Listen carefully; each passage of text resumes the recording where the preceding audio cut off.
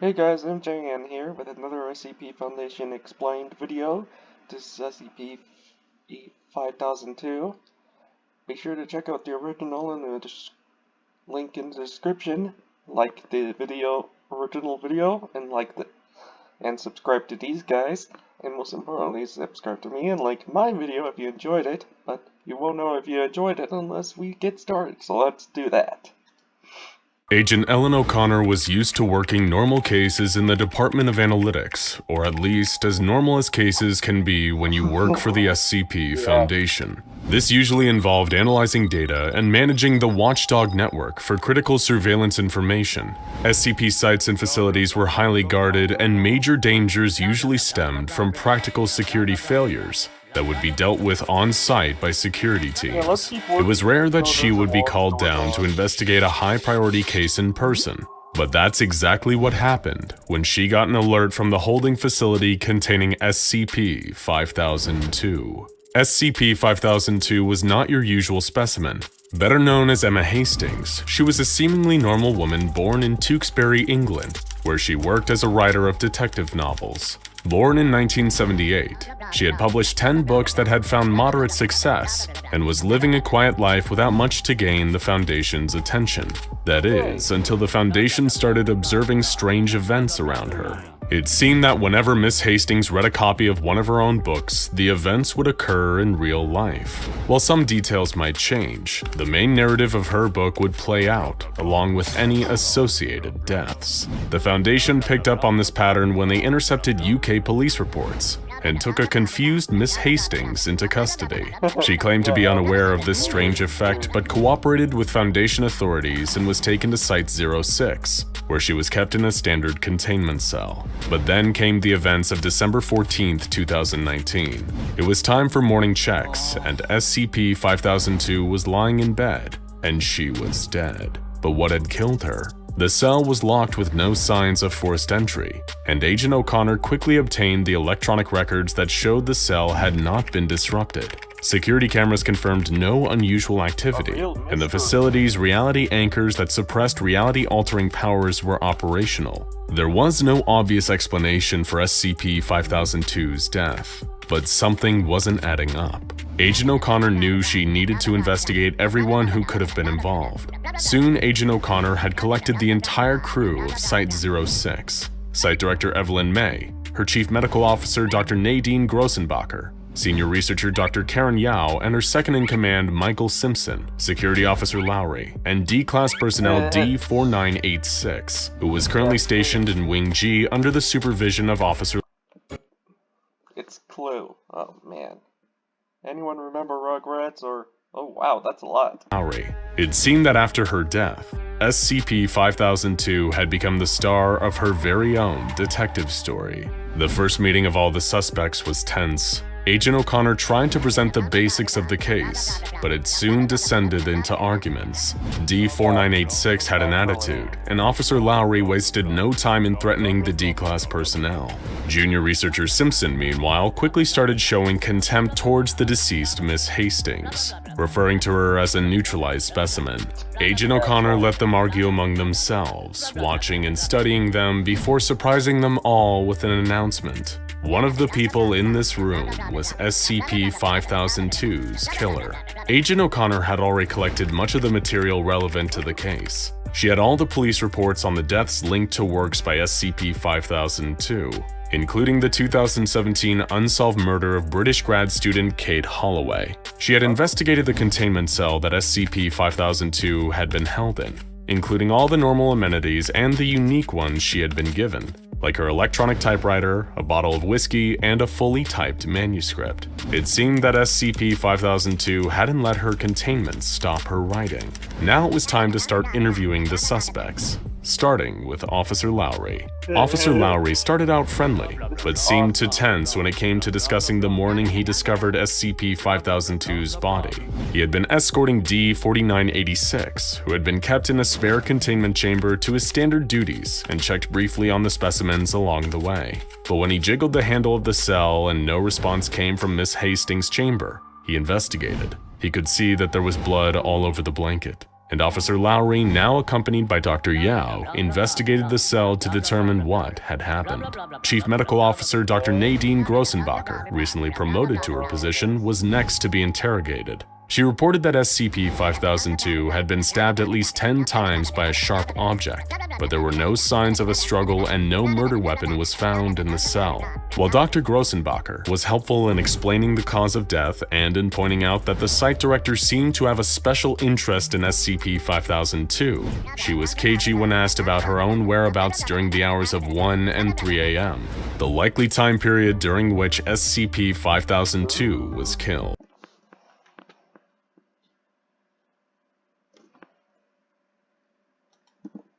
The picture was not getting any clearer for Agent O'Connor. Officer Lowry was brought back in for more questioning about the facility's security systems. It seemed like his shift was well covered, except for a smoke break that he took around 2 a.m., where he left every night and left the low-risk containment area unwatched. He had only been gone 15 minutes and swore that any security breaches were unlikely due to the need for high-level clearance. Lowry continued to cooperate, but was quickly becoming tense at being seen as a suspect. However, not everyone was as cooperative. A security alert soon went up.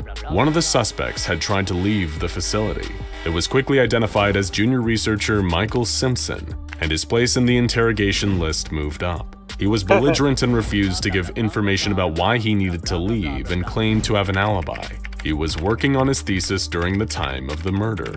He confirmed Officer Lowry's story of trying to rouse SCP-5002 in the morning, but claimed to know nothing about a kitchen knife found in the staff kitchenette dishwasher, conveniently washed clean of any identifying substances. Agent O'Connor may have found the murder weapon, but the killer had covered their tracks. Junior researcher Simpson made one thing very clear. He did not like SCP-5002 and was not particularly sorry she was dead. He viewed all SCPs the same, as inhuman specimens unworthy of any respect. He had worked with her extensively in testing, but that didn't seem to change his mind. But he did have kind words for his supervisor, Dr. Yao, who had given him a copy of her keycard, giving him greater access to the facility. Agent O'Connor decided that she would need to look a little deeper into SCP-5002's history at the facility. A security video of a previous test of SCP-5002's abilities provided some new information, and it just so happened to involve Dr. Yao, Michael Simpson, Officer Lowry, and a new face, a female D-Class personnel with a classification of D-2825. The scientist would test SCP-5002's powers by having her write things down about D-2825 and then read them aloud, and then watch as D-2825 would act them out. They would primarily test this by using a machine with 2 buttons on it, one red and one green. 5002 would write out and then read a passage describing D-2825 pressing a sequence of red and green buttons to see if she would follow it. 2825 followed the sequence exactly as SCP-5002 had written it, but only once. If SCP-5002 read it again, there was no effect. While it worked when some of the text was redacted, it seemed to make D-2825 deeply upset and confused, as if she was being puppeted. Both SCP-5002 and D-2825 were led back to their cells, but not before SCP-5002 asked a disturbing question. What if D-2825 had been restrained when the text was read? Oh, yeah, that's a good question.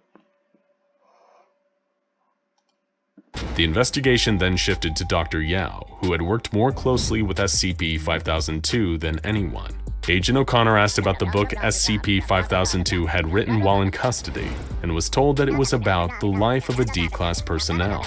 Dr. Yao said that it had been very different from her normal works, and ruled out one of Agent O'Connor's theories. There had been nothing in the book resembling the events of SCP-5002's death. She had not found a way to self-neutralize, but Dr. Yao did reveal a few important details. The whiskey found in SCP-5002's cell had not been authorized by her, and Michael Simpson had begun acting cold and hostile towards SCP-5002 several weeks into testing. She praised Dr. Grossenbacher, though, and her impressive work with D-2825 even after the D-Class suffered a mental breakdown. But there was one suspect that stood out in Dr. Yao's mind, and would soon become Agent O'Connor's next target.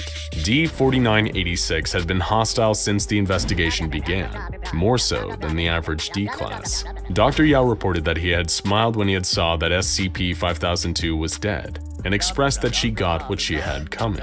Agent O'Connor knew she needed to get the D-class into an interrogation room, but first, she needed more information on him, starting with finding out why he was in Foundation custody. The incident report wasn't pretty. Several murder convictions with 3 others suspected, and all 10 deaths were by the same method: brutal stabbings. D-4986 immediately admitted that he was guilty of those murders and had no regrets, saying all his victims got what they had coming. But he claimed that he did not kill SCP-5002 despite wanting her dead. He had long hated SCP-5002 and Dr. Yao for using him as a puppet, forcing him to perform tasks against his will. While D-2825 had broken down, D-4986 was filled with rage. Was D-4986 truly innocent, or had he been used against his will one more time? Upon examining the residents of the site, Agent O'Connor decided to investigate another potential suspect, a fellow SCP. Better known as Robert Gates, this United Kingdom-born man's SCP number has been classified, but we know he possessed the ability to pass through solid objects and was in Foundation custody after using his ability to assault more than 30 women. Believed to be a dangerous criminal with antisocial personality disorder, he was kept under the influence of a reality anchor that neutralized his powers. But had he found a way to break free? Mr. Gates seemed to know more about the death of SCP-5002 than he should, and wasted no time taunting Agent O'Connor. He claimed to be able to leave whenever he wanted, despite past testing showing that he was safely confined. He claimed to be innocent of the murder and said he never interacted with or assaulted SCP-5002, but he worked very hard to put doubt in Agent O'Connor's mind. He wanted them to know that it was only a matter of time before he found his way out. There was only one person left who might be able to provide some insight about the whole affair. Director Evelyn May was a busy woman, and she had waited until last to be interviewed. She seemed preoccupied with other disasters, worried about the paperwork, but cooperated when Agent O'Connor wanted to review the data on the reality anchors for the site. As the interview went on though, things became tense. Agent O'Connor mentioned that Simpson had been under pressure to produce results with SCP-5002, and Director May bristled at the implications. Agent O'Connor was able to get information out of Director May about her whereabouts at the time of the murder though. She had been off-site meeting with a divorce attorney. There was something odd about that day though. For some reason, she only learned SCP-5002 had been killed almost an hour later than her body was found. Why had Dr. Yao kept the events from her boss for so long? Agent O'Connor believed she was getting close to a conclusion, but she needed to dig deeper into Dr. Yao. The senior researcher seemed to have the closest bond to SCP-5002, and a look at a past interview confirmed this. They spent time talking about SCP-5002's new novel, and SCP-5002 revealed that she had some previous awareness of her abilities before being apprehended. They discussed her plans for the plot, and SCP-5002 expressed overall satisfaction with her living quarters. Agent O'Connor now had all the evidence she needed. It was time to gather the suspects. After Agent O'Connor brought all the players together, she revealed that she knew they all had been lying to her. Everyone except for D-4986. She had pinpointed weak spots in each of their stories. Officer Lowry had lied about his smoke break, having been gone longer than he said, and drinking in addition to smoking. When he realized his drinking on duty would be discovered, he had stashed the bottle in the one place he first had the opportunity, SCP-5002's cell. Director Main, meanwhile, had lied about her motivations. She was being blackmailed. She had been covering up the consistent failure of reality anchors around the facility, which had allowed a dangerous SCP to get loose. But Robert Gates's target had not been SCP-5002. It had been the unfortunate D-2825, who experienced a breakdown as a result. And the source of the blackmail had been one of the few other people with access to the statistics, Dr. Grossenbacher, whose quick promotion suddenly made a lot more sense. Dr. Grossenbacher didn't even know the full story, but Agent O'Connor did. The reality anchors weren't randomly malfunctioning. They were targeted. None of the other cells ever malfunctioned, only Mr. Gates's. He was placed in close quarters with SCP-5002 with the intention of him targeting her by Director May, or as she used to be known per a conversation with her divorce lawyer in London, Eve Holloway, the mother of the late Kate Holloway, one of the people who died because of SCP-5002's anomaly. She had been plotting for a long time to make her suffer, but she wasn't the one who brought the knife into the facility.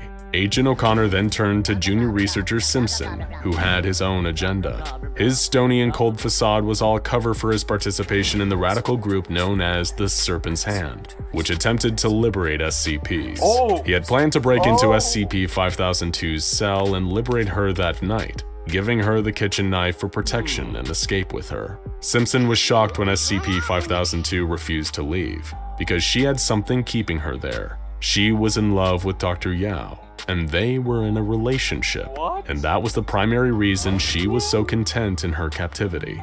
Dr. Yao was in love with SCP-5002, or Emma, as she called her, and had been intentionally slowing down her research to ensure she stayed in her facility for as long as possible. She had been editing the footage to keep their trysts a secret, and it would have worked if Agent O'Connor hadn't noticed the timestamps while investigating the mysterious case of the Jack Daniels bottle. It seemed that there were many people with ulterior motives, but none of them with a reason to kill SCP-5002. The pattern of the blood indicated that SCP-5002 had been stabbed standing up, not in her sleep, and then dragged back to her bed. It wasn't an ambush murder. There was likely a confrontation. And after eliminating all the other suspects, Agent O'Connor had pieced together the timeline of the events. Junior researcher Simpson had made his attempt to get SCP-5002 out of her cell, but she had rejected the escape attempt. In his hurry to avoid detection, he had left the knife behind in the cell and left the cell door unlocked, just in time for Officer Lowry to jiggle the handle as he walked by and find it unlocked. He was drunk, and he picked a fight with SCP-5002. In the argument, the truth came out about her and Dr. Yao. Officer Lowry felt she was flaunting it, taunting him, and he couldn't handle it. He believed Dr. Yao should have loved him, not SCP-5002. Dr. Yao had always had a good relationship with Lowry and ignored the signs of trouble on his profile, like his history of drinking. She didn't realize he was becoming obsessed with her, and once he lost his mind and stabbed SCP-5002, he did his best to cover it up, and he would have gotten away with it if it wasn't for the mystery of the Jack Daniels bottle. Officer Lowry was arrested for murder, but Agent O'Connor still had questions. Okay, now it all makes sense. I love murder mysteries. Well, detective mysteries. I love mysteries. Detectives. I love detective games. I want to play detective games now. The final report on the case would indicate her great doubts about the outcome. When dealing with a reality warper, is anything as clear-cut as it appears? While the reality anchors in SCP-5002's cell were active and there were no texts detailing the events of her murder, Agent O'Connor wondered if her ability could have triggered it. She examined several blank pages found in the containment cell that had been cut into an elaborate pattern. She wondered if when they were placed on the right pages, if they could be some kind of Grill cipher, revealing a new meaning. While she didn't have any answers, Agent O'Connor believed that the ambiguity of the case possibly warranted leniency for Officer Lowry. But she was still left with one big question. In a world with specimens like SCP-5002, who can rewrite reality, how much of anyone's story is truly their own? For more— Oh, that's true. But I like your mysteries. And if you want more mysteries, check out these guys in the description. Look, I can subscribe their channel. And if you want me to react to more mysteries, please like and subscribe. And if you want me to react to something else, then leave a comment. And remember, it has to be something new, something... See you guys later.